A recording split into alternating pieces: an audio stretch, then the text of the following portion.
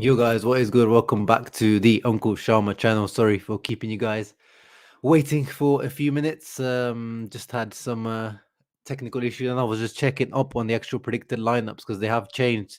I saw some predicted lineups earlier on today, and they've changed since then because we've had some last minute injuries or last minute unexpected developments with some of the players that were in the original predicted lineups. And as someone just asked in the comment section, Eduardo asked, "Where do you get the predicted lineups?" It's usually where I get mine is Sky Sports in Italy.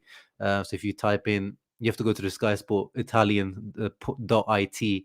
And they have the probably formazioni, the probable formations sections of the website. That's where I usually get my predicted lineups and all that kind of stuff. And yeah, we'll get into that in a minute. Obviously, here to do Inter versus Venezia preview, or actually Venezia versus Inter preview. We're traveling to Venezia. We're gonna be, on the boat, on the gondolas.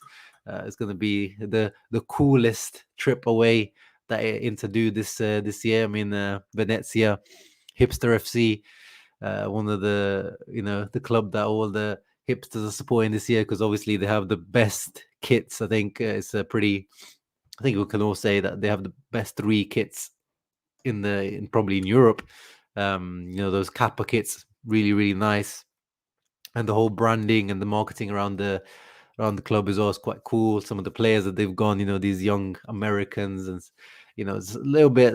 I like what they've done, and they're actually doing better than I expected. Venezia in the league, like I just thought they would be, like what Salernitana are doing. I thought they would be pretty bad, but they're actually not doing too bad.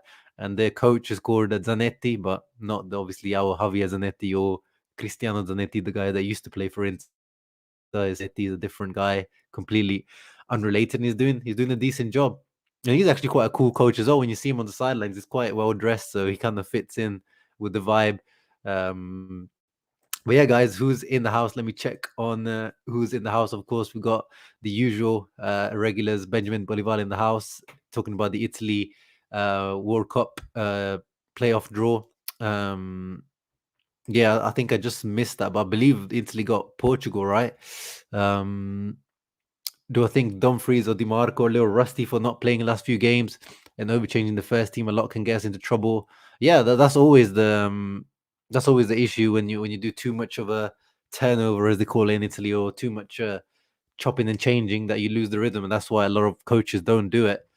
But I think if there is a match that you're gonna do it, it is against these types of teams where you have to think about the long-term health and just resting a few players that have been playing a little bit too much, perhaps. Just to find the right balance. But I think the wing back position is definitely the ones where you can get away with making changes more than the other positions for sure. And you've seen throughout the season, Conte as well, the wing back position is the one that was always chopping and changing. You could never predict whether it was Ashley Young or Perisic starting on the Conte for a lot of the time. On the other side, Hakimi was always there, but there was always some matches where Darmian would surprisingly start here and there as well. So I think the wing back position is definitely the one where you can chop and change a lot more. Defensive ones are probably the trickiest ones because it's the balance and the chemistry between them is always tricky. And in midfield, at the moment, is just Brozovic and Barella, and then the third position is like pretty interchangeable. Then it gets tricky when you're changing one of Brozovic and Barella. And my take on Italy, thanks to Jorginho. Yeah, it's never one player's fault. It's never ever one player's fault. But of course, his missed penalties are costed us in the end. There's no way around it. But why didn't they create other chances? Why didn't they make sure that they go through before? But of course, the other players could have stepped up for the penalty as well. I saw, few people called for Bonucci to take it, but I saw against Switzerland, he was the one that pushed Jorginho to take it. I mean, he could have, as the captain of the team, in the absence of Chiellini, he can just say, "I'm going to take this penalty." So it is what it is, man. Can't dwell on those mistakes too much. Thank you, Harry. And yes, we do hope that Barella gets a well-deserved rest. And I've put in Barella's stats underneath. So he's the outfield player So he was the second, but he has had a few appearances now where he's gone off as a substitute. So now he's third in all competition in terms of minutes played, 1,057 after Skriniar, and after Handanovic, obviously, but obviously as in outfield is Skriniar and Barella, so he is the second. And yeah, that's just a lot of minutes, and that's just the minutes for Inter. That's not counting the minutes for Italy, and I'm sure that takes him up to 1,200 or 300 minutes this season, and also counting the short break that he had because he was at the Euros longer than anyone else in the Inter squad. So it adds up. All these little things adds up, man. Football nowadays is more intense than before. Players run more than they have to before. The running is more intense than before. I've seen studies about how on average players now run 3 or 4 kilometers more than they did in like the early 2000s, and especially someone with the playing style of Barella is always so full on, like he's just the energizer bunny, and he's obviously gonna. We've seen the last few performances from him at Inter and for Italy especially have not been good. Just and not it's not we can't blame him because it's just the guy looks drained, like you can just see it on his face. And as I said, going back to the rotation comment, if you can't if you can't win against Venezia without Barella, like without one key player, then you don't deserve to win the Scudetto in my eyes. Like, how can you not win against Venezia without Barella? Like, is that how bad everyone else is that you just can't win against Venezia? So I do hope that Barella is rested for this match. So aside from me about the Spurs results against Moura, yeah, against Lucas Moura, yeah, Conte, he knows what he got himself into. Well, he knows definitely now the difficult job that he has on his hands.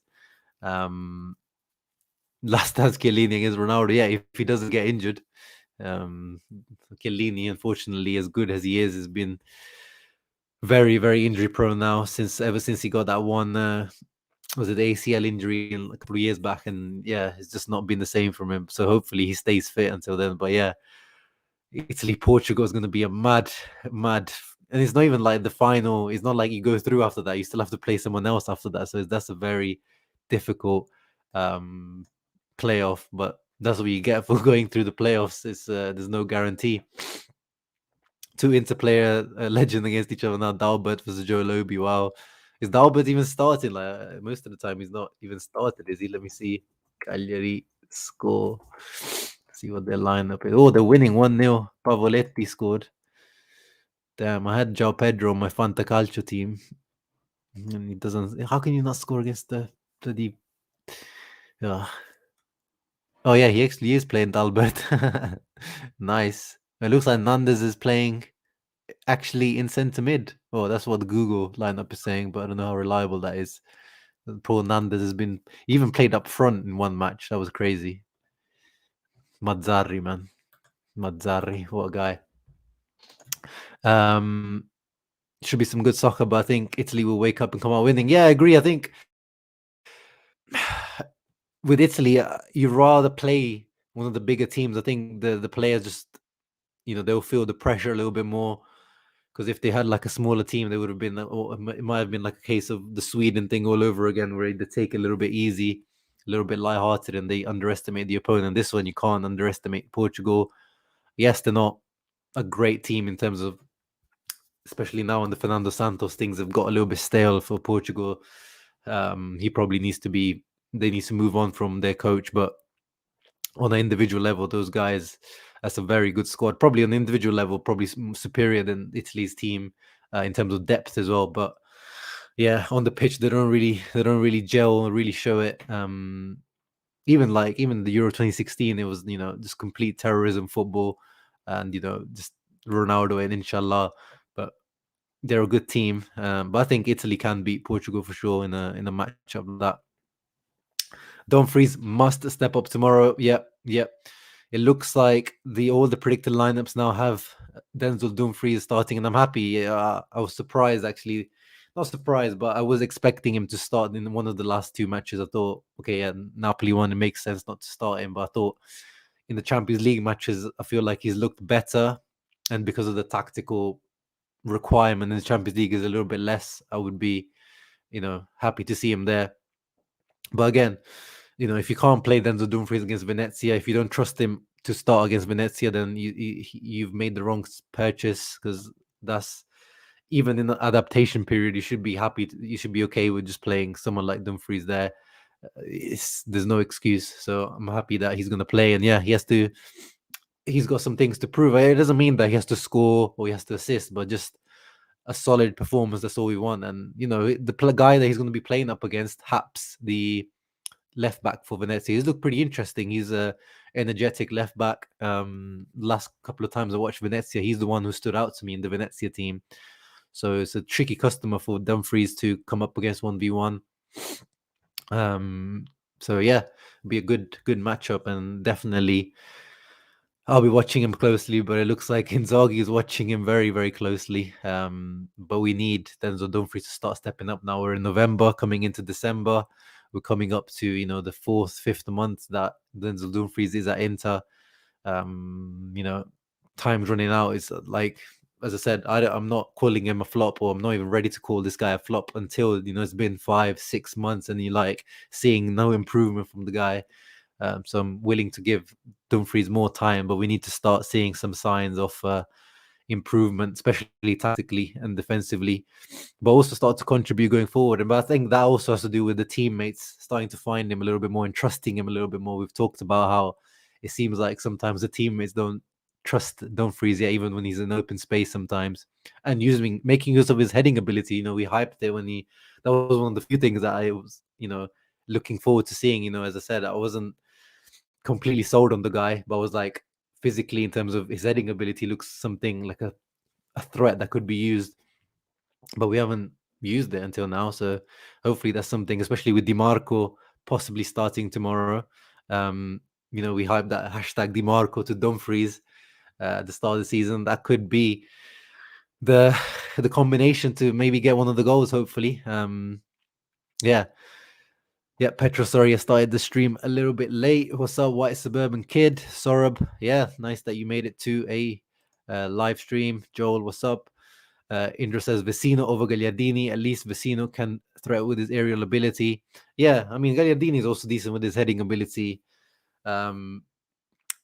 Initially, it was supposed to be Arturo Vidal in the starting lineup in terms of the predicted ones. They all had Arturo Vidal starting instead of Barella. So pretty much all the starting lineups have Barella resting, which is good.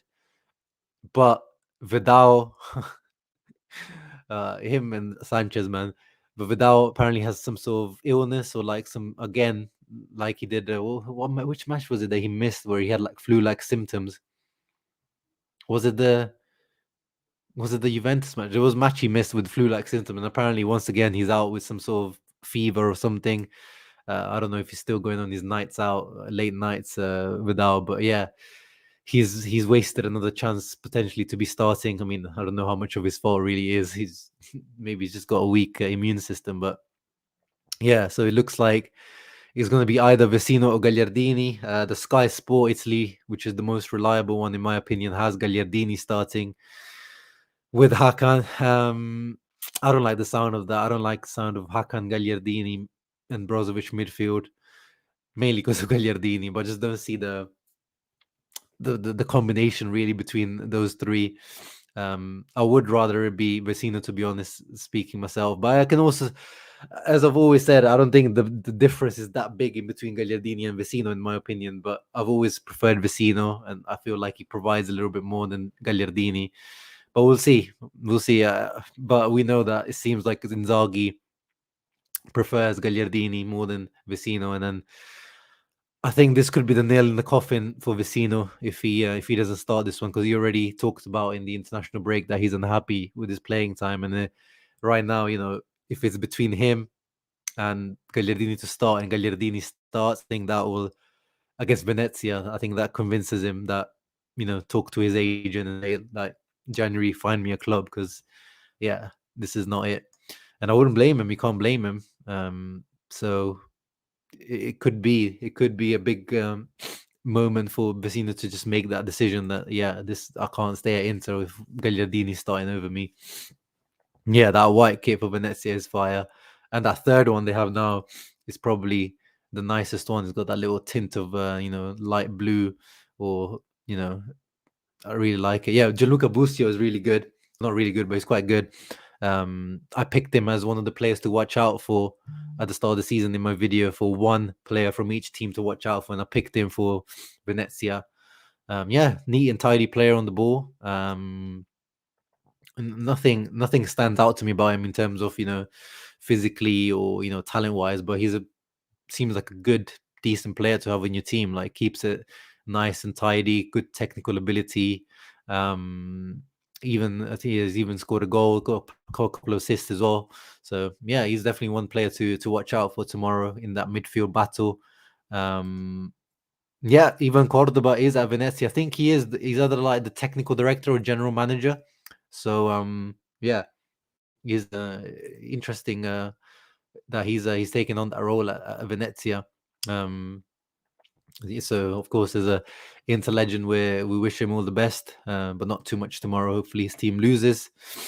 What's good? What's good? Uh, yeah, it is a very, very tough luck for Italy, but as I said, that's what you get. That's what you get for not securing yourself through the actual group stages. This is what you get. Appreciate that, Petros. Barella should definitely rest. Yes, Eduardo, I agree. I hope that we don't need to start a. If Inzaghi doesn't rest him this time, I'm going to start a petition. This next time, I want I want the government to start taking action against Inzaghi and Mancini to rest the guy. Cordoba's manager of Venezia, same role as Lele Oriali for us. Yeah, I'm not sure if the same role as Lele Oriali, because Lele Oriali was literally within, he was part of the dressing room and the coach. Like, he was the link between. I think Cordoba is a little bit more in the like managerial, like in the offices rather than on the training ground and the actual players. But I could be wrong. You could be right. But that was my understanding. Yeah, that's one thing I wanted to point out, and I pointed it in my scroller below. What a signing Sergio Romero was, man, for Venezia. Like, I can't believe that no other Serie A team picked him up. Because this guy, even when he was Sampdoria a few years ago in Serie A, he was really good. And then he was like probably the best backup goalkeeper in the world when he was at Man United. Because this guy, when Mourinho used to play him instead of De Gea, this guy, there was pretty much like no drop off in performance between him and De Gea. Like, this guy is so good. I think he wasted his career kind of going as a backup at United. He could be a starting goalkeeper from many, many European teams. And yeah, he's made a big impact at Venezia since coming in. I think he's got the best post XG shot save percentage or something like that. Like, he's already making a big impact on a free transfer. A very, very good signing, and I can see him pulling out one of those performances that keepers usually pull out against Inter. Those prime Manuel Neuer, Gigi Buffon combined with Levi Yashin performances that we've seen in the past. So I won't be surprised if Inter are frustrated with Sergio Romero's goalkeeping tomorrow. Frank R coming from Canada saying 2-1 for us tomorrow. Yeah, I'll give you my prediction at the end. Thank you for that, Frank. Romero in recent games is in God mode. Exactly, man. It is worrying, especially he's always been really good, but the fact that he's bringing in this form recently is worrying. João Pedro was faithful. Nandes plays the mezzala / right winger. Interesting, like a hybrid role. Conte showing his European masterclass. Hey, man, our Limone taking us through our first group stages in his first goal is 2 out of 2, by the way. Simone Inzaghi did it with Lazio last year, now he did it with Inter, so he's got 100% record in Champions League, unlike Don Antonio Gonde, who yeah, we know how bad his record is in general. Nick's knocks in the house. What's up, man? He says he expects a big performance tomorrow. We both fired up our last 2 games. I hope Vidal starts so Barella gets some rest. Yeah, as I discussed, Vidal, unfortunately, yeah, his illness is keeping him. Yeah, as Franco says, he's sick again.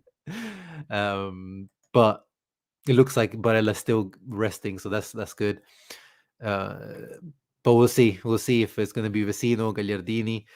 But one thing I do want to point out, yes, one thing you have to watch out for if you've watched Inter over the years is that we've had 2 very great performances against big teams, But now it's about maintaining that level. Like sometimes after playing these big teams, you think that, oh, okay, now we're playing Venezia, we've beat the big teams, now we'll be fine against Venezia. So you just have to make sure that Inzaghi maintains that level of pressure and expectation with the players. That okay, it doesn't mean that now you can take it a little bit easy against Venezia. It's still got to maintain the same levels of intensity and still be just as hungry to get those 3 points, because it's key. Of course, every match is must win, but Napoli are playing Lazio, which is a potential match where they could drop points once again. And Napoli look like, as we said, they look like a bit on a downward trajectory. Lost in the Europa League, lost against us, lost Osimhen, lost Anguissa.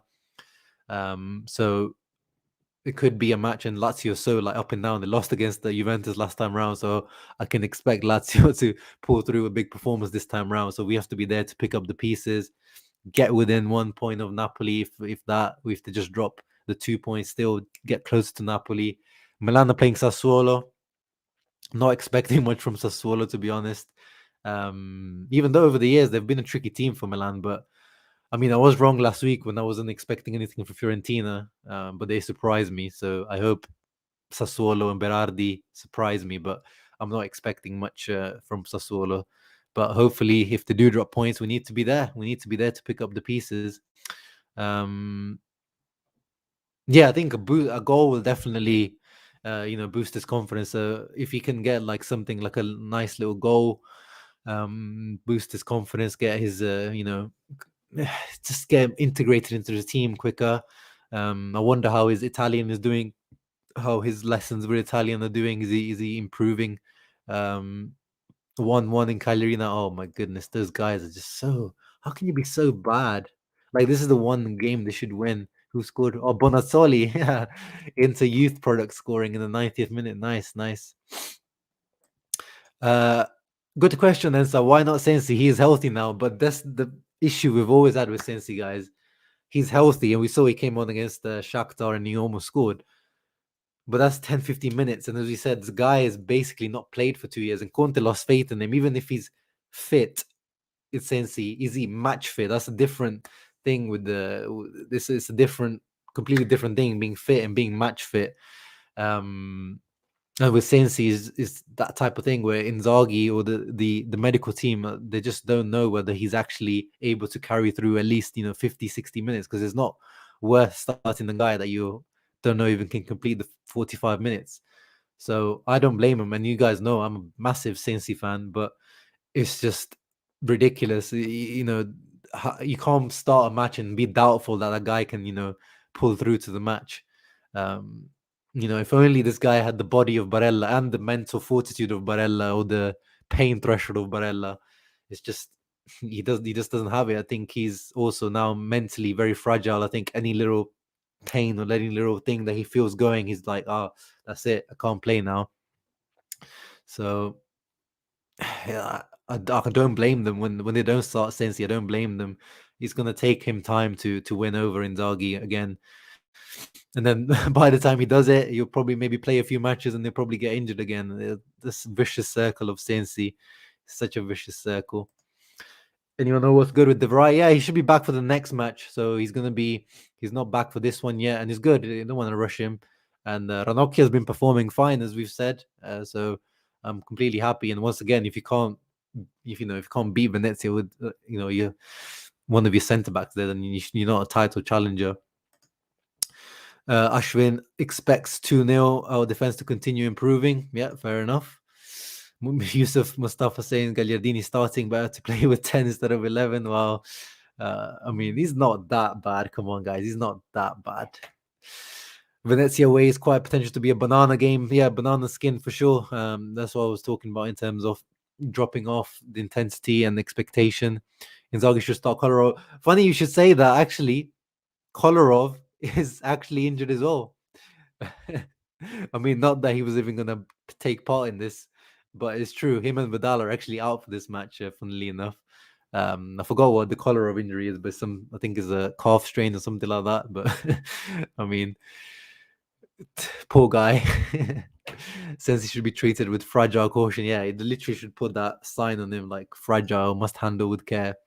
since he was better than Barella when he came, but injury destroyed him. Yeah, man, this guy was for like 2 or 3 months. The guy was the best midfielder in Serie A, but we can't live off those 2 or 3 months. That was now is 2 seasons ago. Like that's ages ago.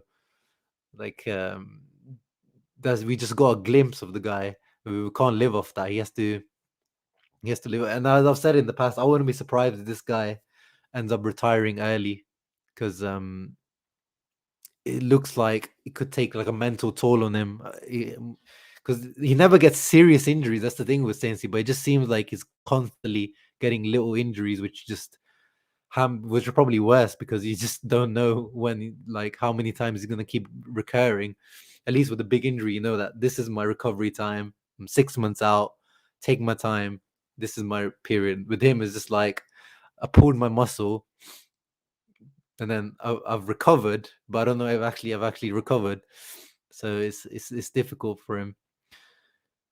Yeah, so they've got this Thomas Henry up front. Well, I wouldn't say he didn't look very fast to me, but he's definitely strong and like a target man.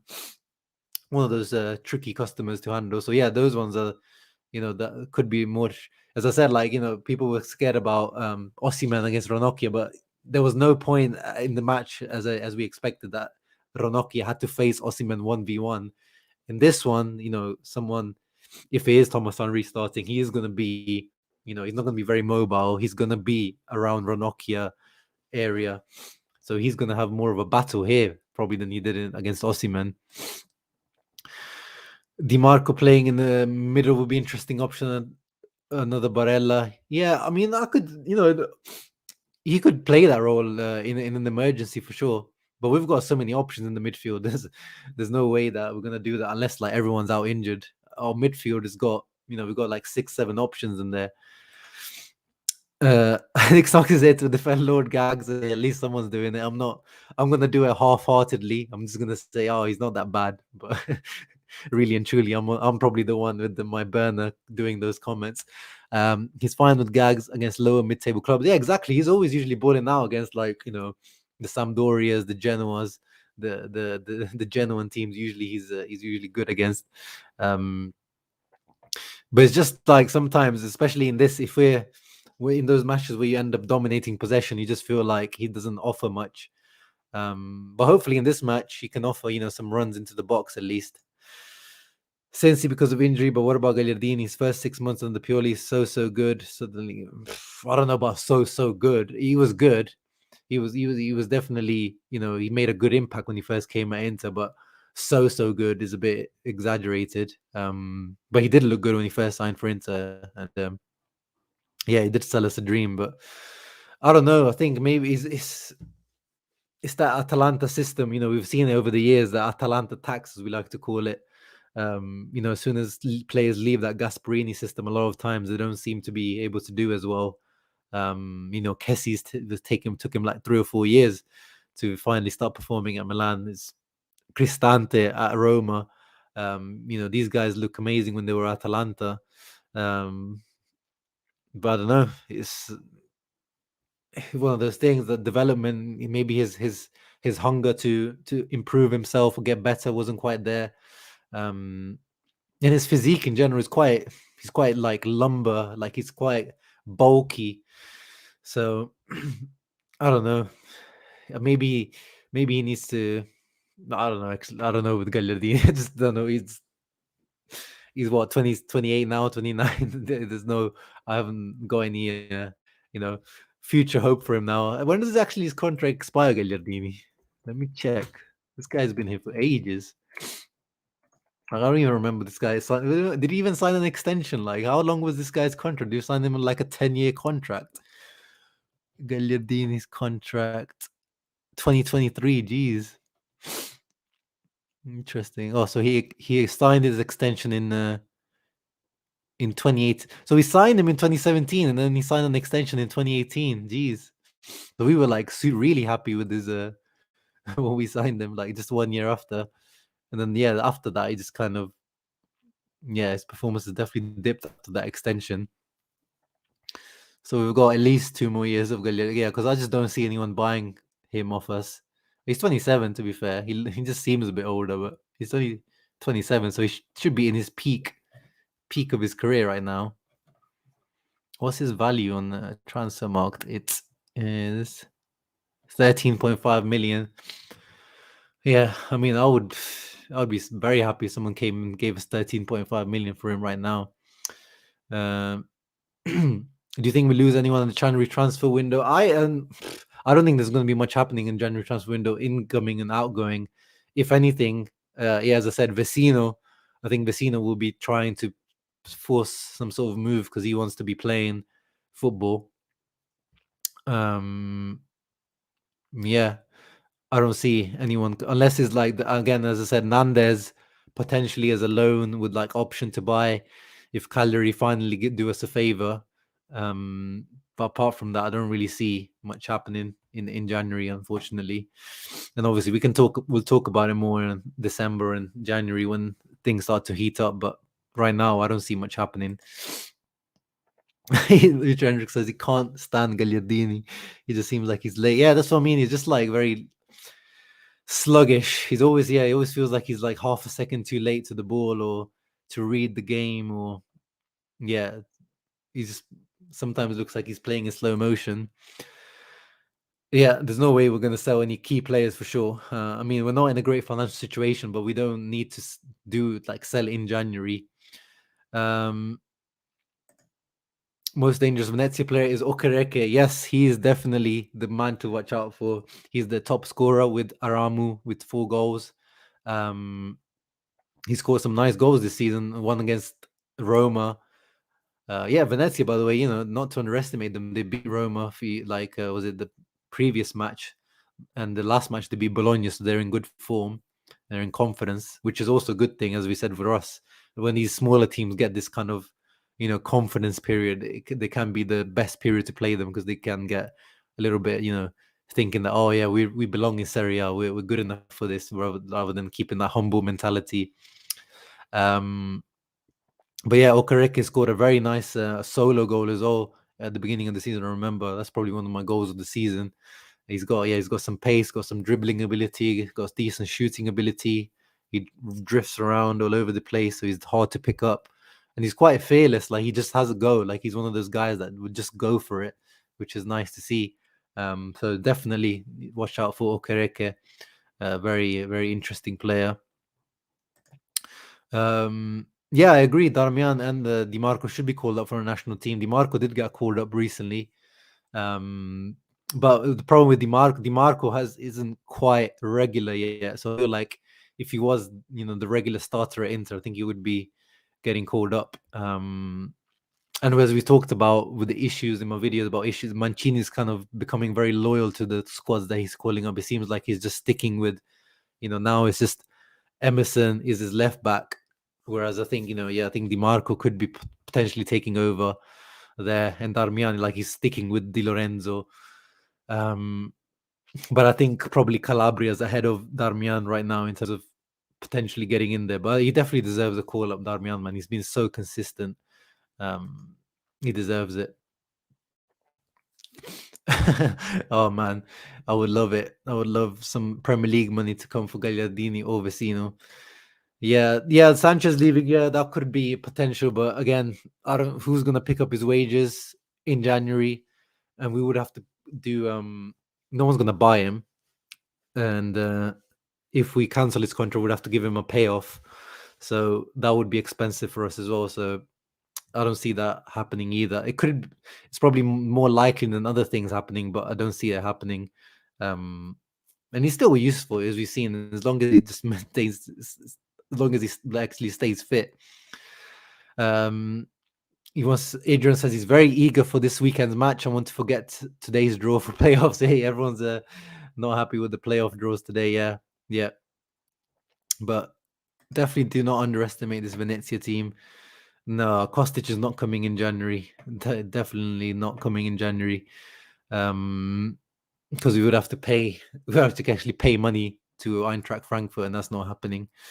But in the summer, yeah, I could see that. That's definitely on the cards from where I'm reading, and that's definitely,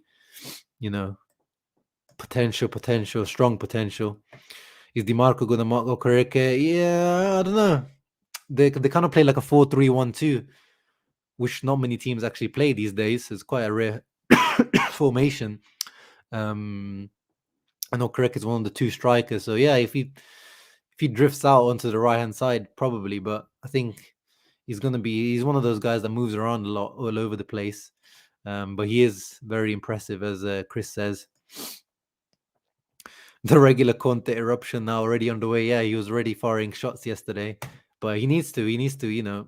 That's how Conte does. He gets a reaction out of Daniel Levy. Hopefully, Qatari clubs. Oh my god, any club, man, any club, any club. Maintaining loyalty to these players who win him Euro, rightly so. Cost Italy automatic qualification to Qatar. Still chooses Bernardeschi over Inform Politano. Yeah, exactly. I don't know, like it's one of the potential reasons, but I don't know if that's the reason why it costed Italy the qualification. But in retrospect, we can say that you could have tried other ideas. But at the end of the day, like, yeah, this for this period, it made sense. Like, it's only been a few months since the Euro win, so you still play with those players. But now, hopefully, this kind of wakes him up. But then the issue is the playoff is going to be must-win games. There's no friendlies before that, so that's going to be he's going to go back to what he knows once again.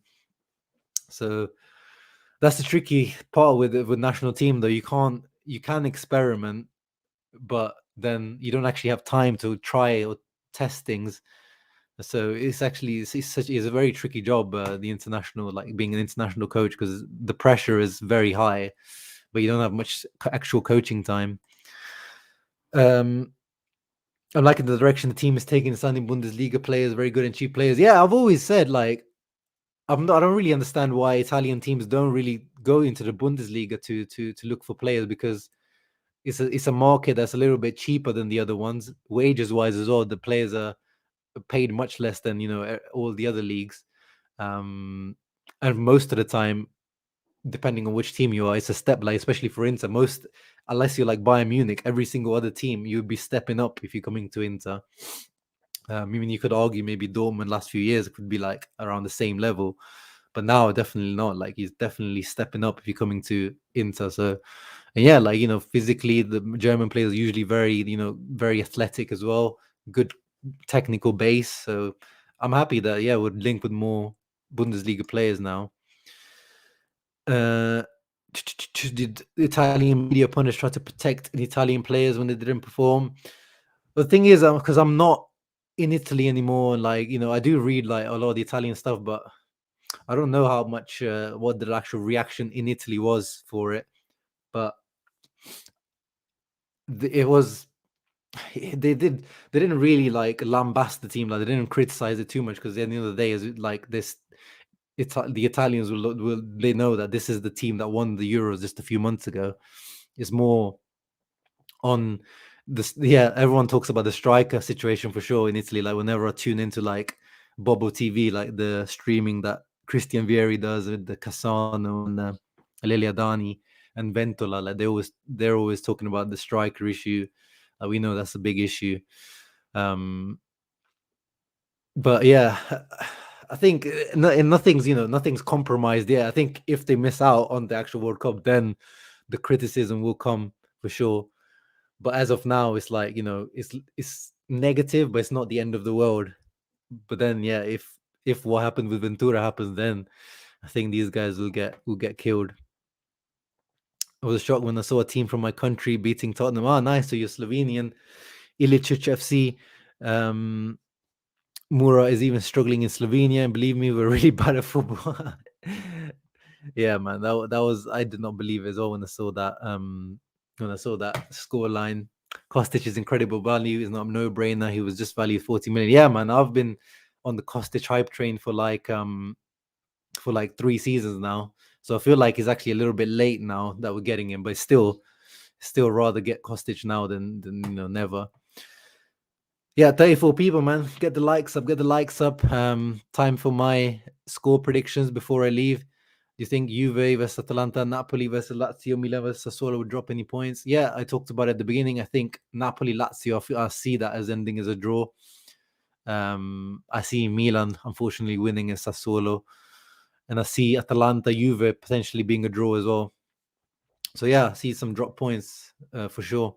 But I hope Sassuolo prove me wrong. Like Filip Stankovic Yusuf says, and Esposito, um, Mourinho, what he did with the African kid was a 1 in a million for Serie A. Yeah, and I mean Mourinho's not even known to be, too much of a youth merchant. But Mourinho, at the same time, he's been criticizing the rest of the squad, so it's almost like he used like Felix Correa to be like, no, sorry, Felix Jan is his name, right? So he used them almost to say like, I'm playing him rather than some of these other guys. Like he's criticized, Kumbula, Calafiori, like he's Mayoral, like he's criticized a lot of his team already.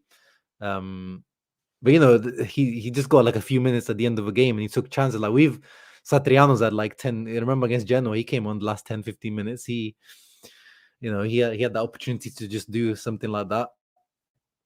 But yeah, we'll see how much of a chance he really gets. But yeah, in Italy, it's definitely different mentality when it comes to youngsters. Yeah, so let's finish up with tomorrow's result. With the predicted lineup, Skriniar, Ranocchia, Bastoni at the back. I'm pretty confident defensively. Venezia not particularly attacking team. They rank pretty low on the XG in terms of goals scored. They're quite low. So I see us winning for sure if we play as we have been playing the last few matches for sure. And hopefully the guys coming with a bit of hunger, like Dumfries coming in with a bit of a bite. Di Marco, I'm seeing Di Marco. He's always contributing a lot, and a Correa Dzeko up front as well is the rumor to be starting. Yeah, this is key stat says there. Venezia 19th in the league, so there's the second worst team for goal scoring. So I expect us to keep a clean sheet, to be honest. And yeah, I've wanted to see this Correa Dzeko duo because I said we've seen all of the combinations now, pretty much. So we haven't got to see this one yet. So I'm looking forward to seeing that potential partnership and see Dzeko continuing his goal scoring. So I expect the goal from Dzeko. I expect the goal. Yeah, like one of the defenders as well, like either Dumfries or Ranocchia, I can see getting a goal. I'm gonna go for a 2-0 victory for Inter. Eduardo says 3-1. He sees us as a minor defensive error from Gagliardini. Massimo in the house as well. What's up, bro? With the terrorismo, he plays El Shaarawy. Yeah, he's been playing El Shaarawy as a wing back. He's going away from his usual, what we know Mourinho to be doing. This Roma team is actually kind of fun to watch. Nick Knox agrees with me, saying 2-0 win. Yeah, early goal is always the best way to go against these little teams because it opens them up. Franco says 3-0. That would be perfect. That would be perfect. Featuring says smell a Tuku man of the match. I like that. I like that. Khalid in the house. Yes, he's hopefully resting. Every predicted lineup, Khalid, is having Barella as resting. So hopefully Inzaghi is actually true to his word there. And he deserves it. I don't even want him to come on as a substitute unless we're like losing. Like even then, like surely you don't have to bring Barella on to win. But I hope he gets full rest this time. Indra says 2-1 Dzeko Dumfries. I like that. Yeah, I'm thinking Dzeko Dumfries as well. But I'm saying 2-0. Adrian says 4-0. Jeez, team is on fire. Yeah, but I feel like this match is going to be like just a bit more lethargic. Just, I don't know, this away trip to Venezia, I feel like the team is just going to be a little bit more sluggish. Yeah, imagine having Kostic and Perisic on that left-hand side. That would be probably the best left wing back duo in Europe in terms of the two, options that you have. Amazing. But yeah, that was me, guys, today. Hope you guys enjoyed. 2-0 prediction from me. Some very positive predictions in the comment section, and yeah, we'll be seeing. Actually, guys, yeah, just a heads up, I'm not going to be doing my match reaction tomorrow after the match. I'm actually away, so I'll probably do my match reaction on Sunday night. So probably like more of a calm reaction, and I'll probably get to rewatch the match. So probably a bit more analysis into the match as well. So just a heads up, so you guys can tune into like Inter Worldwide. I'm sure they will do a straight after the match reaction. Sendo saying 3-0, Tuku's signature 2 goals. Nice, I like it. Massimo says another big scoreline, 3 or 4-0. Jeez, everyone's really confident about this one. That's what I get more scared when everyone's like super overconfident. Yeah, Kostic is actually very, very athletic. That's one of the reasons why I like him a lot. Ramon says Dzeko Vidal. Vidal is not playing, Ramon, my bro. As much as I want Vidal to be playing, but Vidal is sick or he's ill for this match, so he's not going to make it. But yeah, guys, thank you very much for tuning in. I hope you guys enjoyed. Make sure you guys leaving a thumbs up and subscribe. If you're new to the channel, make sure you subscribe. And I'll see you for the post-match reaction, not tomorrow, on Sunday. So yeah, ciao ragazzi. Forza Inter. Oh, Nicola with the last minute prediction there. 2-1. All right. Ciao ragazzi.